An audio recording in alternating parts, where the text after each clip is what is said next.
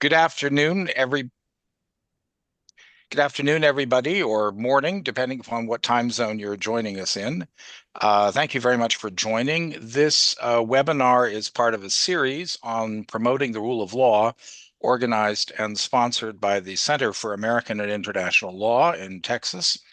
My name is James Costello. I'm the moderator for this program. I'm affiliated with arbitration chambers in London and New York as an international lawyer, but I'm particularly interested in this program and to pose questions to our very distinguished panel on our topic, the emerging pressures in the United States on the legal profession, because in a prior life, I spent about 12 years working in all three branches of the American government. So we have a very distinguished panel. Let me introduce them in alphabetical order. They are Professor Jack Goldsmith, who is the Learned Hand Professor of Law at Harvard Law School. He was previously the Assistant Attorney General for the Office of Legal Counsel in the Department of Justice. He's written quite a bit on especially questions of presidential authority and power. He's also the co-author of a prominent Substack called Executive Functions. Next is Professor Stephen Vladek, who is the Agnes Williams Sesquicentennial Professor of Federal Courts at Georgetown Law Center. He is also the author of a prominent Substack called One First, which is about the Supreme Court and the dealings of the federal courts in general. He is also a well-known commentator on CNN on legal matters. And finally, but equally prominent in our trio is the Honorable Diane Wood, who until last year had served for more than 25 years as a Court of Appeals judge on the U.S. Court of Appeals for the Seventh Circuit in Chicago. Prior to that, she was Deputy Assistant Attorney General in the Department of Justice in the Antitrust Division, and she is currently the director of the American Law Institute. So welcome to all three of you, and thank you for joining us. Thank you. So our topic is emerging pressures on the legal profession, and we have divided it into three aspects of that pressure. The first is pressure on government lawyers. The second is pressure on the legal profession, including private law firms. And the third is pressure on judges. So we're going to spend about 15, 20 minutes on each of those topics. So to start off with the pressure on government lawyers, let me pose a few questions and get your thoughts, all of you. As you know, a number of attorneys, and particularly in the Justice Department, have been fired or have quit because of conflicts between their own view of their ethical and legal obligations and directives that they've received from department supervisors in the Justice Department.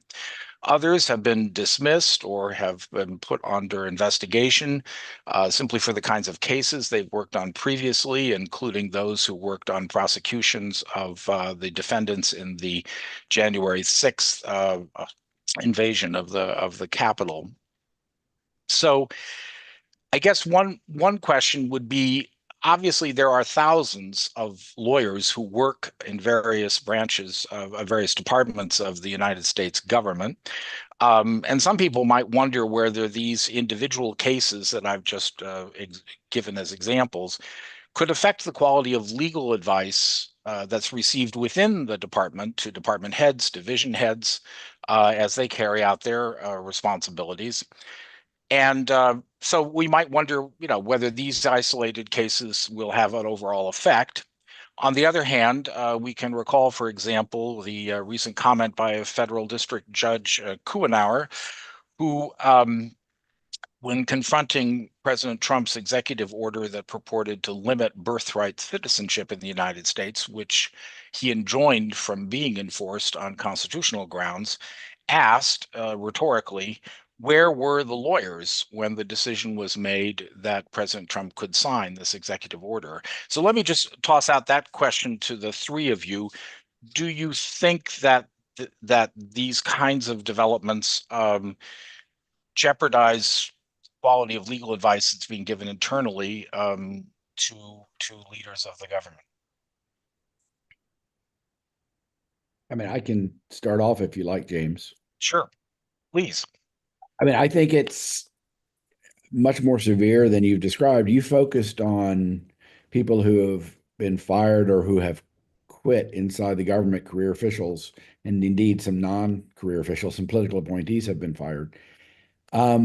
And with regard to the quality of the advice within the administration has made it very clear, they've not hidden the ball on this, that they are not interested in having lawyers inside the executive branch, including in the Justice Department, who will not get on board for what the president wants to do. They are to take directions from the president and the attorney general, and if they deviate from that, this has happened many times, they will be sanctioned or fired. And I think it's important to understand that the normal internal checks on legal checks through lawyers throughout the executive branch and giving advice. It's always been the case that these lawyers were supposed to give, their best advice consistent with their roles as government attorneys, subject to review, of course, by their superiors, including their political appointee superiors. But it's not just that the quality of advice has diminished because people inside the government have quit or have been fired. It's because there's been an explicit directive and a hiring pattern that ensures that there's no legal pushback from career or non-career officials. Yeah, and I would say, just to contrast, when I was in the antitrust division, which granted was quite some years ago, but the career people that I worked with were absolutely people of integrity. They would give you well-based arguments, and they understood that prosecutorial priorities were going to vary from one administration to the next. I had come in just after the George H.W. Bush administration, so I was in under Clinton, and so there was more interest in national and international price fixing and less interest in bid rigging, and more interest in seeing what could happen in a Section 2 case, a monopolization case, less skepticism that legal action might make a difference. And this was all within a realm of rational debate. I mean, nobody was saying that there couldn't be priorities within that. But the other thing was that we held ourselves, as I remember having a conversation, to a very high standard of merit before we brought a lawsuit. As I said to somebody once, the government can't file something that's just going to squeak by Rule 11. I mean, you have to have a very solid base. It's a big deal. The Wall Street Journal covers it on their front page, if you're doing this. And that's the distinction that I think is lost now. People who once upon a time represented a client or said something, to think that such a lawyer isn't quite capable of giving solidly based, rational advice, and also understanding when we're in that realm of legitimate differences and when the law just says, don't do it. And that's the distinction that's lost. Yep. I guess I would add. I'm sorry. Please go ahead. No, please go ahead, Steve. So I think I just said this in my head and it sounded very funny. I was about to say Jack and Diane, and there's a John Mellencamp thing going through my head as I say. Yes, there is. But in reference to both Diane and Jack's comments, I think that there are actually at least three distinct but independently problematic things going on. The first, obviously, is more direct White House control of the Justice Department. There used to be limits, for example, on just how many White House people could talk to anyone at the Justice Department. Those are obviously just totally out the window. And that's sort of a bureaucratic control point. Then there's the second point, which is related but distinct, which is the subtle but significant transformation into viewing the job of the Department of Justice as representing the president as opposed to representing the United States. And that distinction showing up more and more prominently in more and more contexts.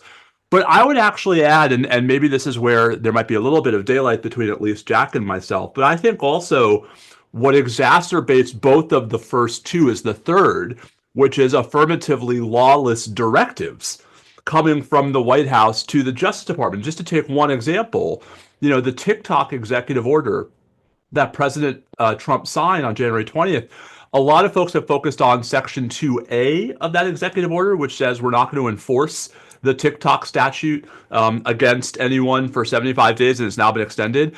I'm actually struck by Section 2C, which orders the Attorney General to issue a letter to every U.S. provider stating that there's no violation of the statute, which is just literally wrong. It's one thing to say we're not going to enforce a statute that clearly applies. Something else to say the statute doesn't apply when it clearly does. And so, James, I see sort of three different things going on here. One is the president even purporting to tell the attorney general what her legal opinion should be, right? Two, the president expecting the attorney general to follow a patently lawless opinion. And then three, the attorney general complying because she sees her job as doing what the president tells her to do. Like it's all three of these things in one stew. Yeah, that's interesting. Let me follow up on two of the points you just made, Steve. The first is particularly the shift you mentioned that the legal directives in terms of legal policy are coming directly from the White House. That's been commented quite a bit. Jack, you were Assistant Attorney General, as I said, for the Office of Legal Counsel, otherwise known affectionately as OLC. And traditionally, that's the office that would tell the rest of the government, what constitutional law is for the government, would resolve disputes, for example, between agencies on how to construe a federal statute.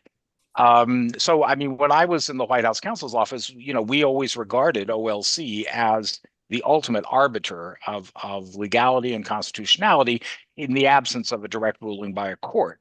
And so we've seen on television, for example, President Trump tell a governor that we are the law when he's threatened that the governor was not following an executive order of his. Is this significant, the difference between having legal directives come from the president versus within the Department of Justice, and what does it portend? The answer is yes. So the Office of Legal Counsel, is often criticized for being too much, for having rulings too much in favor of the president. But the fact of the matter is, it's many blocks away from the White House, and it does give, compared to the White House, independent legal advice. It has hundreds of years of precedence. It has a culture that's important to it. And the typical way that an administration works is that the Justice Department, through the Office of Legal Counsel, subject to being overruled by the Attorney General or the President in a rare case, will rule on important issues of federal law for the executive branch, as you said. It is quite clear in this administration that OLC has been almost completely shut down. There's no way at all. Normally, executive orders would almost all under an executive order have to go through the Office of Legal Counsel for form and legality review.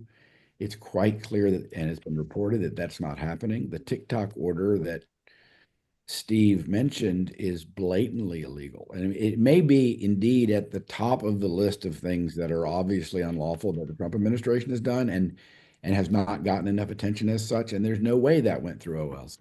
So it's a White House, several things going on, just to kind of put a different flavor on what Steve said. It's a White House centered legal review with no independent legal review in the White House. I mean, and then the Attorney General, she's issued a directive to this effect, and technically this is true, that she has to follow the interpretations of the president. Normally, it was the Attorney General and OLC who was taking the independent legal chop on what the law required, with the president rarely intervening. This administration has flipped that. The president decides what's going to happen and what he thinks the law is, and then that gets filtered down through the administration. I see.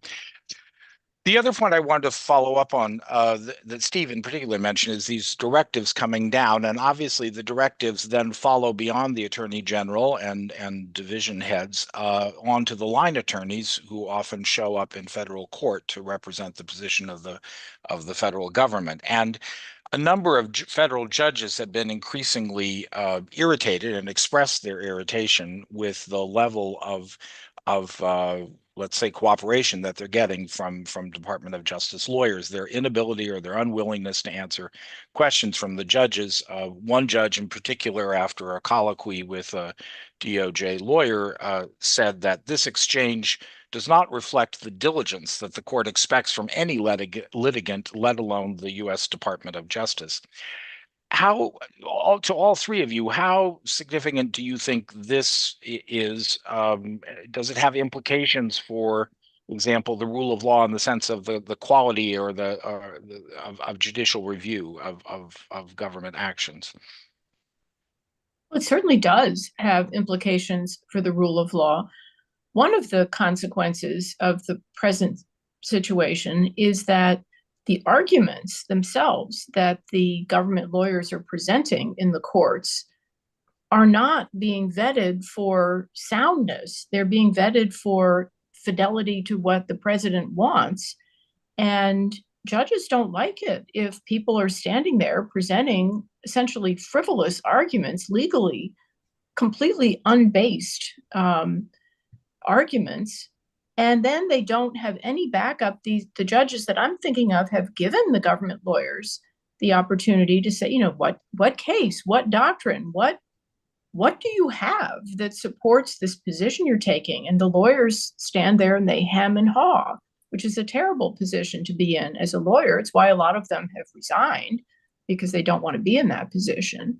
So presenting frivolous arguments, that's actually sanctionable if you do it in a way that's considered to be a willful. You're not just stupid and presenting some argument that's got no legs on it, but you're doing it on purpose. And the other thing the lawyers are doing, which is equally reprehensible, is they're just refusing to answer questions that are easy to answer. Like, when did you get told about this? Something in your personal knowledge. Obviously, you can be asked a question and maybe you don't know the answer and you need to go look into it. But they've been very defiant and disrespectful to the judges, and the judges are human and they're getting tired of it, I think. Understood. Jack, Steve, anything to answer that, to add to that, or else I'll ask one other question on this topic? I'll just say I think it's not just. I agree with everything that Jack and Dan have said. I'll just add, we depend upon the government having credibility when it shows up in federal court in lots of ways that we don't notice. That's true in criminal prosecutions. It's true in warrant applications. It's true in any number of contexts where there are serious long-term costs, not just to the rule of law in general, but to the specific ability of the government to get what we would probably all think it needs out of our judicial system when you see this kind of reputational harm. And it's just, the other part of this, and maybe we can talk about this sort of toward the end of the hour, is like, and I'm not sure how you build that back. These kinds of harms, I think, are going to be very hard to quickly remedy. Let me ask you one more sort of specific question on this. Recently, 3 attorneys in the U.S. Attorney's Office for the Southern District of New York resigned because they refused to apologize for declining to dismiss the prosecution of the Mayor Eric Adams case. And they cited in their resignation letter that they felt that their ethical obligations had come into conflict with what they were being told to do by the Department of Justice. And in their experience, that had never happened before in their careers. Do you see this as a question of ethics, or is it a broader question, or what's your feeling about this? Well, I'll say, if they were behaving appropriately as prosecutors to begin with, in the way that Steve was talking about and we all are familiar with, then they proceeded to present their case to the grand jury. They proceeded to handle the case in a way that complied with legal ethics. And then to have to turn around and be told, you need to, what are you apologizing for? Doing your job? Are you apologizing because on reflection, the whole case was badly based to begin with? That's not what they think. They're in a sense being asked to apologize for just doing their job. And I guess that's their way of expressing their frustration, because I'm not familiar with the apology as a part of the set of tools of legal ethics. Yeah, yeah, it's a good point. Let me move on then to pressures on the legal profession. A few days, as you probably know, Judge Howell in the Federal District Court in Washington, D.C., permanently enjoined the enforcement of one of President Trump's executive orders against law firms. In this case, it's the law firm of Perkins Coie. And that order had purported to bar, among other things, the law firm's lawyers from entering into any federal building. Presumably, that may include courts, which are also federal buildings, or having contact with federal employees. And as the judge noted, these types of proscriptions would be very harmful to most areas of the firm's practice. The judge found that the executive order violated numerous provisions of the Constitution. I think she found 6 distinct constitutional violations, and she characterized the order as more settling personal vendettas by targeting a disliked business or individual for punitive government action. So I guess my question to you are um, two related ones. First, given that this very detailed opinion found these distinct executive order constitutional failings, again, what does it say about sort of the role of government lawyers within the executive branch?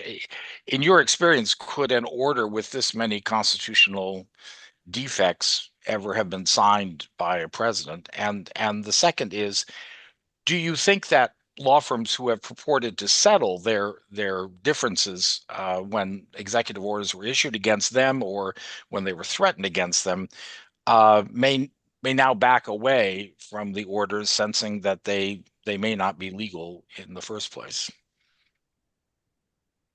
I mean, I'll take a crack at that. On the first question, look, every administration has executive orders that are deemed unconstitutional, and indeed some of them have many legal infirmities. So just to get that out there, but this order was clearly and obviously unconstitutional. And no lawyer with any sense looking at it would have thought otherwise. So one remarkable thing about this is that it was clearly unconstitutional and issued without regard to legal validity. That's the first point. The second point, though, on your second point, and this is important to understand if I'm right, I don't think that the firms that settled will now that there's an injunction and that the law has been determined that they're going to change at all. And the reason is that unfortunately these executive orders can still be massively effective, even if they're declared unlawful, because part of it, I don't think you mentioned this, part of what these executive orders do is to say that clients of the firm will have a hard time dealing with the government. And if you're a client, and so these firms have an injunction saying the government can't enforce this, but the government can enforce, if there's a contract with the client and the government says no and doesn't give a reason because there are 4 other clients, you're never going to know what the basis for it was. The injunction is not going to cover that. Clients are going to figure this out, and it's going to be costly to stick with these firms who are trying to stand up to the government. So the bottom line is, even when these orders are declared unconstitutional, they can still have these blatantly unconstitutional orders are declared unconstitutional. They can still have an adverse effect on these firms, and I expect them to indeed have an adverse effect on these firms despite the legal ruling. And that's why I think you'll still see settlements with new firms, and I don't think the old firms are going to change their settlements, at least not most of them. So you would expect, Jack, that there may be more such executive orders that will be issued even after the court injunction. Would not at all be surprised if there weren't, and I expect them there to be. And by the way, why limit it to law firms? This is just the beginning.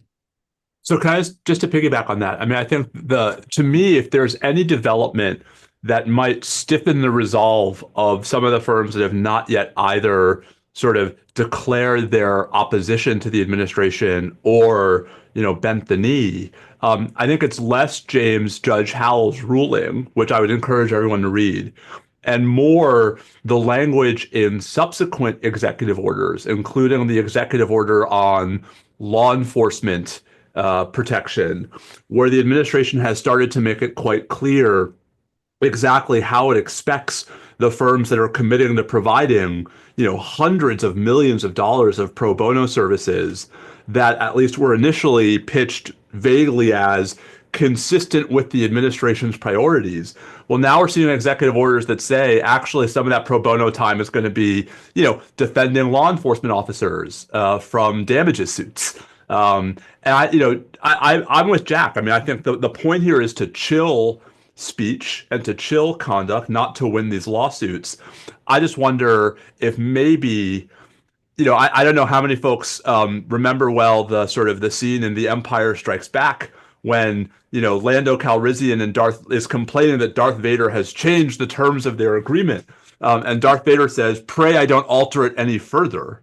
I wonder if that might be a little more force for firms that are still thinking about it. But I think Jack's exactly right that like the goal here is not to win these lawsuits. The goal is to terrify folks into not contesting what the administration is doing. Okay, well, those are Diane. I didn't want to cut you off if you have anything you wanted to Well, I add to was that. just going to say, I continue to be puzzled about the legal status of these agreements. They're vague. I don't know how they get enforced. Suppose a firm is asked to perform pro bono service for, a organization designed to help the Afrikaners in South Africa, which we're hearing about today. And the firm says, well, we have a conflict of interest, because an existing client is in a conflicting posture. So we're sorry, we just can't do that. Now, that surely can't be a breach of the agreement, because I don't see how the agreements can completely override conflict of interest principles for the law. When you say a settlement, to me, I think of either a consent decree that some court has entered and it becomes the order of the court, or I think of something in the nature of a contract where something is written down and each side knows what they're supposed to do. And these settlements don't seem to fit that label very well. They really, I think, are just an extension of this interorum effect that the original process gave rise to. So nobody knows what it is to comply or not to comply. And if you're afraid, then I guess you'll try to take the least controversial road.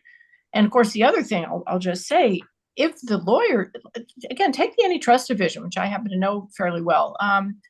One of the things they do is they review mergers. They're required to call the parties in and to call the lawyers for the parties in to explore whether they've got the right information they need. I don't see how, and of course, Judge Howell does touch on this in her order, I don't see how you can actually stand in the way of those relationships with any legal warrant to do so. Can I just say one thing Yeah, real quick? please, Jack. Yeah. There's another effect of, and I agree with everything that's been said, including I don't think these are real contracts. They're certainly not settlements. These are no more contracts than when a mob boss puts pressure on someone Right. Basically, you're saying these are the terms of the deal now. It may change tomorrow, and see you tomorrow. But the point I wanted to make was there's another effect I don't think we've mentioned, which is even if these law firms don't do pro bono for the government, they're also not going to be robustly fighting the government on the pro bono front. If you compare the law firm sponsored litigation going on now to 20 years ago in response to the Bush administration and the war on terrorism, it's different in kind. And these law firms, with very few exceptions, are not going to be using massive amounts of resources to fight the Trump administration's executive orders. That's another huge effect. It's basically defanging civil society, or not defanging is too strong, but it's diminishing the capacity of civil society to challenge the legality of what the government's doing. That's a good point, and that was actually one thing I wanted to follow up on Jack, because basically you've described a situation where you're damned if you do and damned if you don't. If you settle with the government, settle, and I agree. I mean, much has been written about to question whether there's anything in writing at all between these law firms who've said they've settled and the White House. But if you settle, as you say, the risk of a future order being issued against you always hangs over the law firm. So it may temper the law firm's willingness to take on any of their clients' cases where they want to challenge government action. So that's the damned if you do, the damned if you don't. If you fight and you actually may prevail, as Perkins Coie did, nevertheless, as you said, Jack, your clients may desert you because they feel like you've been blacklisted. There's a black mark against you. And if, as Diane said, you need, for example, a certificate of clearance for a merger from the antitrust division, you may feel like whether or not it's knowingly said that you're not going to get a fair hearing before the antitrust division because you've hired this disfavored law firm. So where does that leave it? I mean, I'm going to leave to one side, Jack, your premonition that this could spread to other sectors beyond law, but what does that portend overall for the next 3.5 years at least? I'll let someone else take a crack. I mean, I have views, but I've spoken too much. No, not at all. But go ahead, Steve. I'll take a first shot, which is to say that there are going to be sort of three camps of law firms. That there are going to be the law firms that are perceived as collaborators. There are going to be the law firms that are perceived as visible critics. And there are going to be the law firms that try to just sort of skate under the radar. And, I think the latter two will both be involved in litigation against the Trump administration. The middle category quite loudly, the latter category maybe a little more quietly, and the first category won't be. And, I think that's going to have lots of effects, James, on those firms' ability to hire and retain. I think it's going to have impacts. We've seen them already at Georgetown, where I teach, on how students perceive recruiting by these firms. And I think it can't not have an impact on the efficacy of litigation against the Trump administration. I mean, it stands to reason that there will either be fewer cases brought or fewer cases brought by, the elite law firms that typically bring these cases, in a world in which, one, there's so much additional stuff being challenged in court, and two, a smaller pool of law firms available to challenge it. And I think a lot of those effects are not going to be visible, but they're going to be serious effects nonetheless. And I suppose some observers may say, well, so what? Fewer lawsuits, fewer contentious disputes. Is that I mean, necessarily a bad thing? when you have an administration that prides itself on taking more unilateral executive action than any of its predecessors in American history, and an administration that, for reasons we've already discussed, is not perhaps as strongly committed, even normatively, to following existing legal constraints as its predecessors, yes, I would say fewer lawsuits is a net negative, even if, some of those lawsuits might not have succeeded on the merits. I mean, honestly, the number of lawsuits isn't one of those numbers that it's automatically great to have a smaller number. It's not like, the fewer children who die of childhood illnesses, the happier we are. We want the number to be zero, actually, and that just goes down. This is more a Goldilocks situation. You don't want the whole system clogged up with frivolous lawsuits, or even lawsuits that are, maybe should have been settled or arbitrated or in some other way resolved before the litigation phase. But you also want the courthouse door open when, arguably unconstitutional orders are entered, or orders in flat disregard of statutory standards. What you're talking about is actually the whole operation of the rule of law and the ability to have your dispute adjudicated by an impartial person. One of the things that Judge Howell mentioned in her opinion was that she said, the health of the legal profession is in some ways related to the health of the judiciary. She cited an opinion from 2001 from the Supreme Court, which was said, an informed independent judiciary presumes an informed independent bar. Do you see that as correct, that there is a relationship between the two?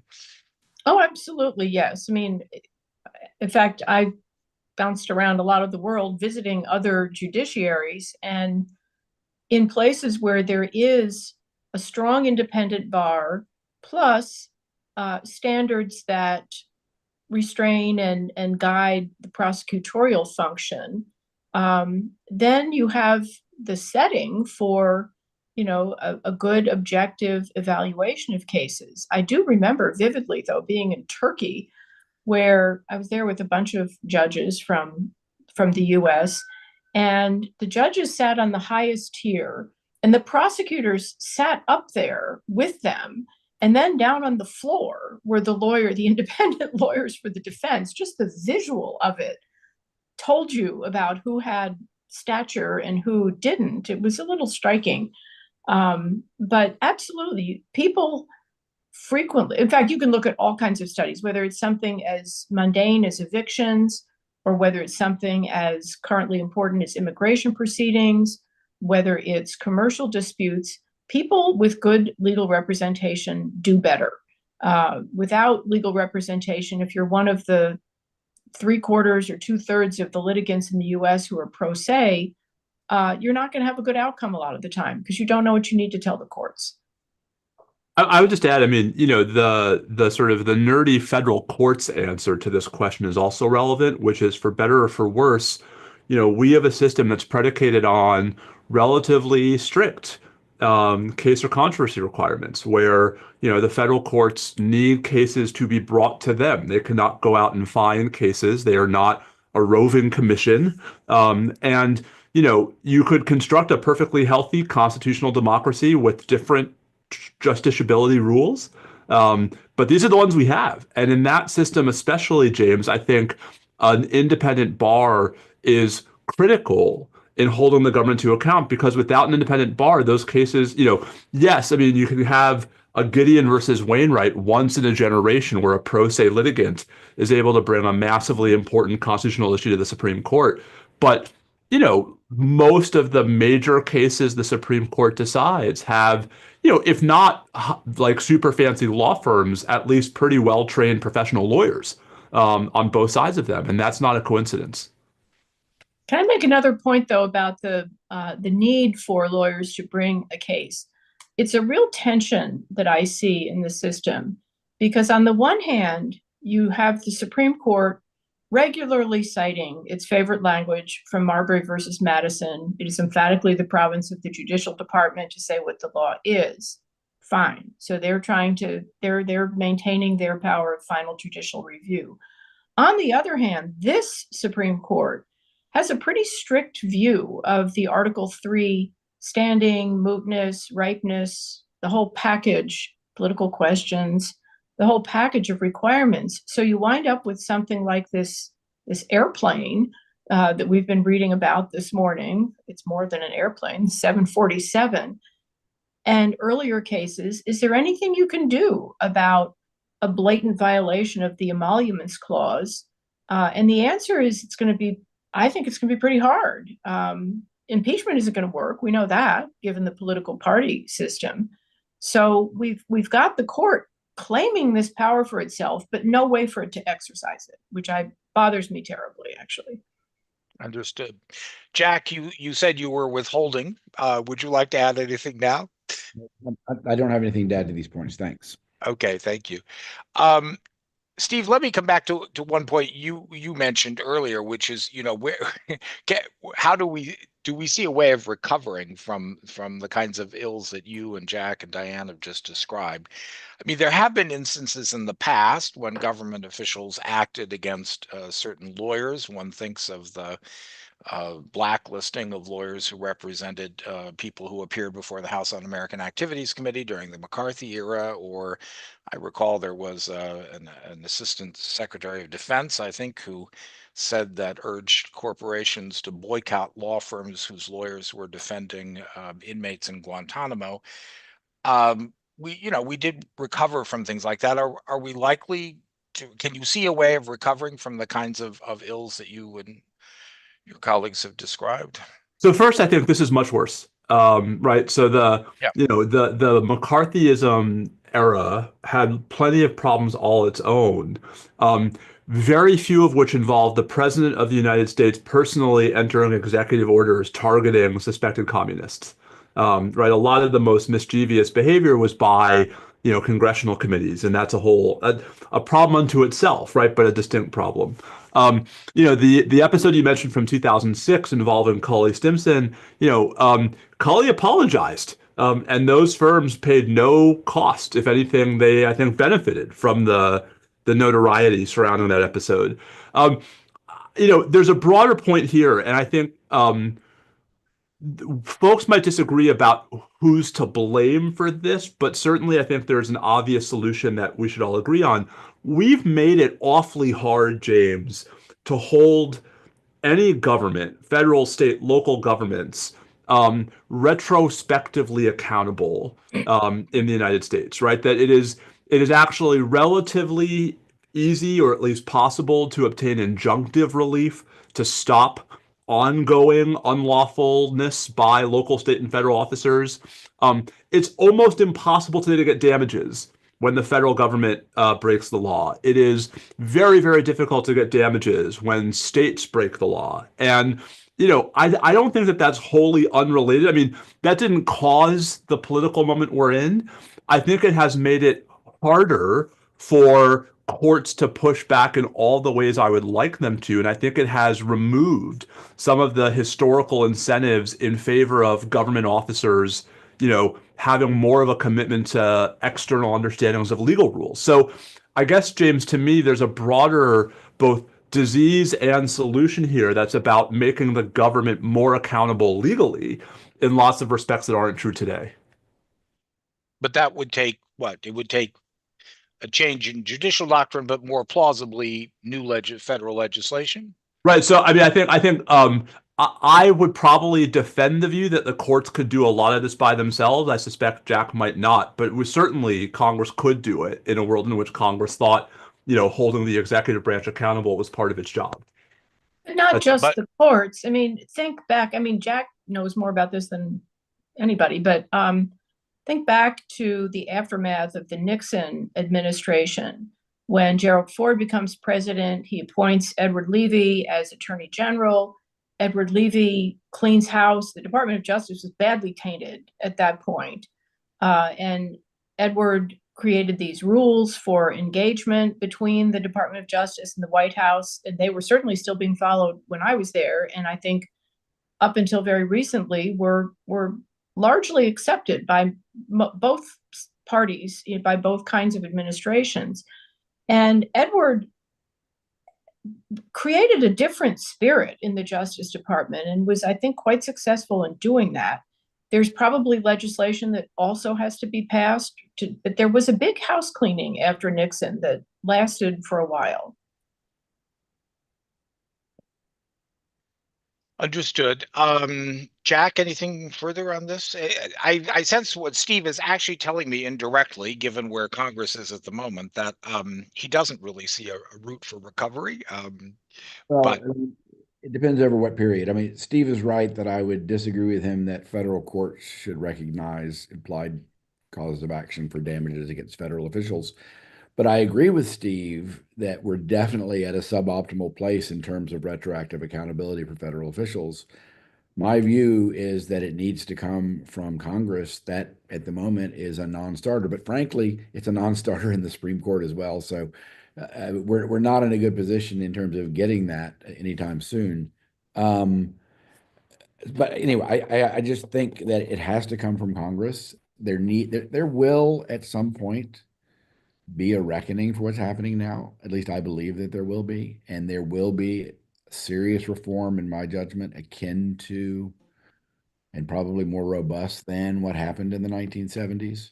And that will be the time for the country to think harder about the kinds of retroactive accountability Steve's talking about. I don't think it's going to happen until then. I don't think the courts are going to do it. Even if they should do it, they won't do it. I don't think the courts will either. I mean, Steve is alluding to the whole package of immunity doctrines, never mind the Bivens problem on the federal side, but the state and local with the Bivens problems. And I've been looking into this quite a bit recently, and the court has focused so much on the need to protect the public officials, whether it's a park district person or a police person or a teacher or whoever they are, the need to protect them from ruinous liability, quote unquote. And it's lost sight of the other side of the balance that they used to talk about decades ago, which was to provide a remedy to somebody who's been victimized. And if you put all the weight on the protect the public official side, you're just leaving the victim alone out there. Now, on the federal side, it's oddly enough a little bit less of a problem if it's an ordinary tort, because you might have Westfall Act, you might have a situation where Congress has actually created a structure where the United States steps in for the allegedly offending federal employee, and the victim has the ability to essentially bring a tort suit against them. We don't even have that for state and local. Okay, let's pass on to the third prong of our emerging pressures on the legal profession, which is pressures on judges.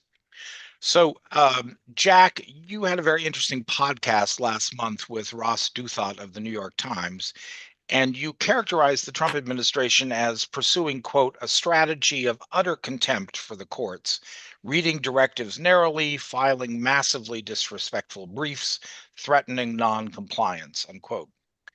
As an example of that disrespect, I suppose we could recall that the day after the Supreme Court affirmed the government's obligation to facilitate the return of Mr. Abrego Garcia from El Salvador prison, where he had mistakenly been deported, Attorney General Pam Bondi announced, quote, he's not coming back, end of story. So at the same time, we have seen that a number of federal judges appointed both by conservative presidents and Democratic presidents have, insisted on their judicial review authority. So I suppose some might say, as long as the government doesn't go as far as simply, announcing that they're not going to comply with a court order, do federal judges who have life tenure protection have the capacity to stand up for themselves, or how would you see this situation of really severe conflict between the executive branch and federal judges? Okay, so it's a complicated situation, and I don't want to be reductive in any direction.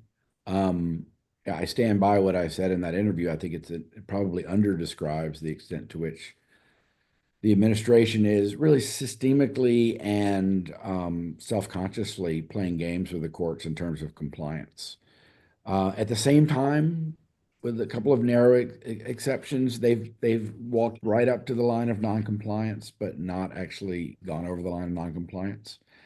So they're playing a game in the lower courts. They're playing a different game at the Supreme Court. They've been much more respectful there, with good reason. The Solicitor General has a special relationship, and thus far they haven't, in my judgment, been playing that game at the Supreme Court. So in terms of the impact on the courts, all the courts can do, I think Judge Boasberg has been a model, is to continue using their processes to kind of grind through the process to try to get the facts, to try to comply with the law, to use the contempt process where appropriate, using all of the procedures appropriate there.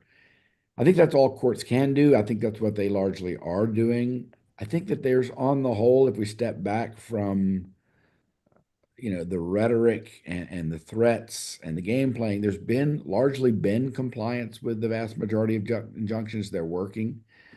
But the overall situation is terrible. And I just want to put something else on the table. It's the threats are the worst thing, and the degrading and nastiness towards the federal courts, because it winds up the public. These judges are being threatened privately in a number of ways that's terribly corrosive. I mean, Diane's in the best position to tell us what the impact of judges on this is. Thus far, I think they've been doing an amazing job. I don't agree with all of their opinions, but I never do. But they've been doing an amazing job.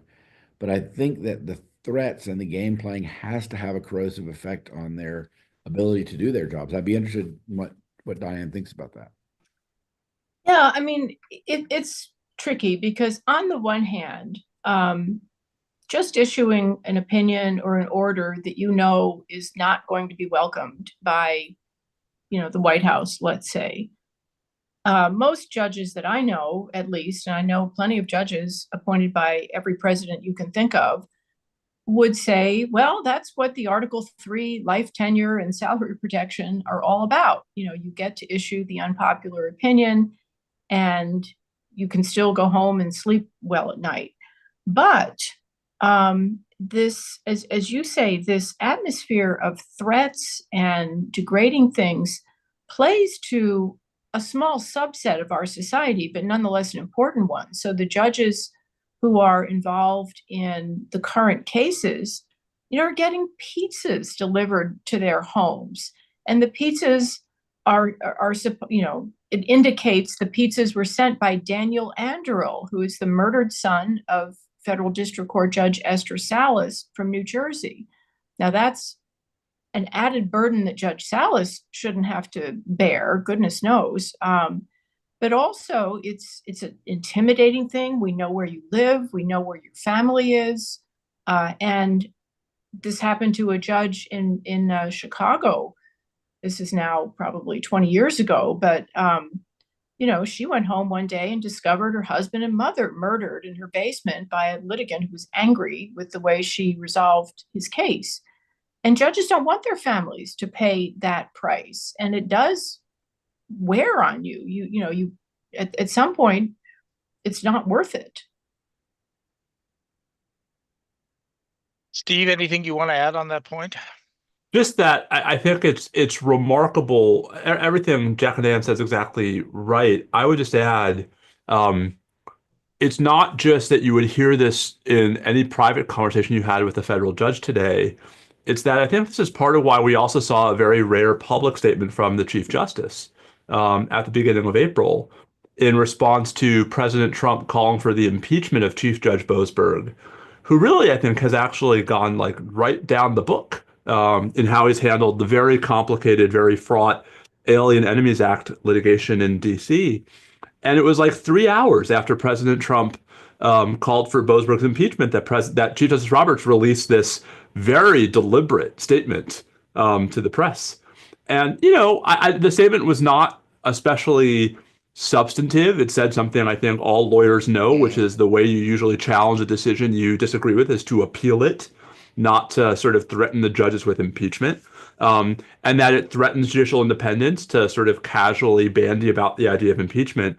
But I was struck that the Chief Justice, who is not one to sort of speak to the press lightly, felt impelled to do this as sort of a sign that, you know, this was enough of a sort of line to cross on the president's part that it merited him speaking out, not on behalf of the justices, right, but really on behalf of lower federal court judges. Oh, absolutely. And he had used his year-end report also to deplore violence against judges. And the one thing I wish he had added to that statement is, just as impeachment isn't the remedy for an opinion of a district judge that you think is badly based, but also just ignoring the opinion is not acceptable either. And we may come to a point where that has to be said by him. He's a very careful person, and I think Steve is right. For him to have been moved to the point where he thought even this much of a statement was necessary says an awful lot if you're a court watcher. I don't know if you saw, I don't know if you saw this, Steve, but yesterday at law school, the chief spoke and said that the rule of law was endangered. Yes, although he wouldn't say from whom. Well, that's fine. We know who it is, and there's only so much he can say, but that's a remarkable statement from him. Yeah. Really just, and it kind of echoes his year-end comments, but he, you know, saying it publicly and getting it on the news is a different thing. Although, I mean, but there is a question here, Jack. I mean, so, you know, I'm glad that Diane brought up the year-end report, and Jack, you're right about his comments at Georgetown yesterday.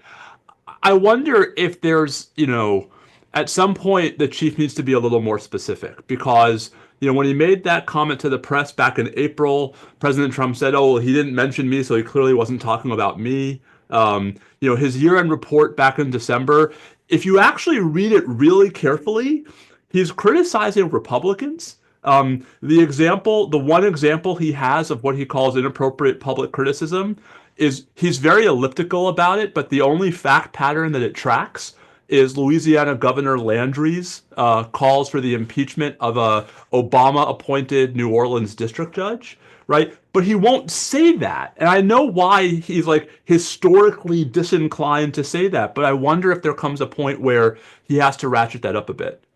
Can I just say something briefly, James? I know we're running short on time. No, it's fine. Yeah. Chief Justice is in a very tricky position here. And, you know, to call out the president and pick a fight with him publicly at the same time that he's going to be adjudicating all of these important cases, I think he's doing about as much as he can. I think he's had, I mean, we can disagree about this, of course, but I think he's exercised pretty good judgment so far. But it's a tricky context that requires exquisite judgment. It is that, but I guess having worked with him for 7 years in the Judicial Conference, he cares deeply about the history of the Supreme Court, about the integrity of the institution. I've never doubted that. You might agree with, yes, you made this statement and you didn't make that statement, but that's secondary. His concern is to keep the court, in the position that it should be in. Before I ask you a final question, let me just make a couple of thank yous. We've had the benefit of three very talented young lawyers in doing background research and framing this program. I just want to give them their credit. Cassie Yukovich from the Tillotson, Johnson and Patton firm in Dallas, Texas, Anton Chevich and Hafsa Ahmad at Three Crowns in Washington, D.C. I wanted to thank them.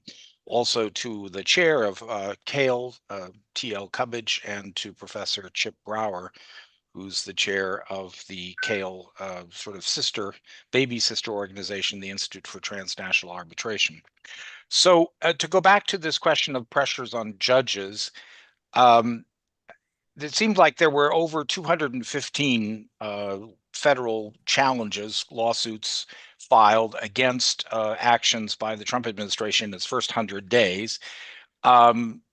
Steve and Jack, you've both written about, and you've mentioned today that you feel like the interaction between the Solicitor General's office and the Supreme Court has been more respectful than the relationship between DOJ attorneys and the lower courts.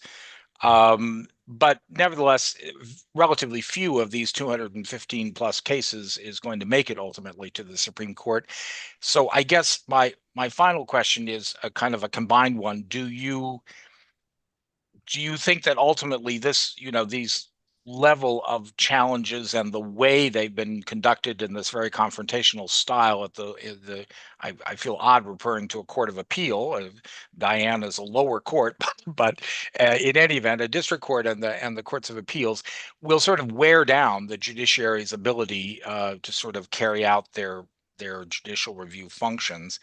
And more broadly, to bring us back to what Steve mentioned, I mean, where do you think we are now? And Jack, you've mentioned what the Chief Justice said yesterday about a threat to the rule of law.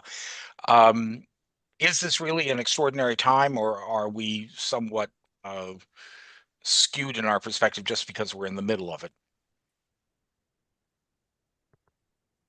Steve, you want to take it first? Sure. I guess those are very big questions for which we could probably do an hour each. To the first, James, I think it's very much left to be decided whether the result of all of this behavior by the Trump administration is going to be sort of less pushback from the federal courts or more. And some of that, I think, will turn on how the Supreme Court actually resolves some of the cases that are before it as we speak. I mean, I think Thursday's oral arguments about the birthright citizenship cases is getting widely misportrayed as being about birthright citizenship when they're really about so-called nationwide injunctions, and how those might affect the ability of the federal courts to push back against Trump. What happens in Abrego Garcia? What happens in the Alien Enemy Act cases? James, I think so. So I actually think we're in the middle of the story when it comes to how is the relationship with the federal courts and the executive branch going to look. I think it's really too soon to tell, but certainly it's under stress to a degree we haven't seen, at least in our lifetimes. Really briefly on the second question, I think my last point probably gave away my answer. I think we are in, I don't know what kind of crisis it is. I don't like the term constitutional crisis because I have no idea what that means. But I think we are seeing a higher both volume and degree of confrontations between the executive branch and the federal judiciary than we've seen probably at any other point in American history. And, some of that is a function of Congress being completely absent and institutionally feckless.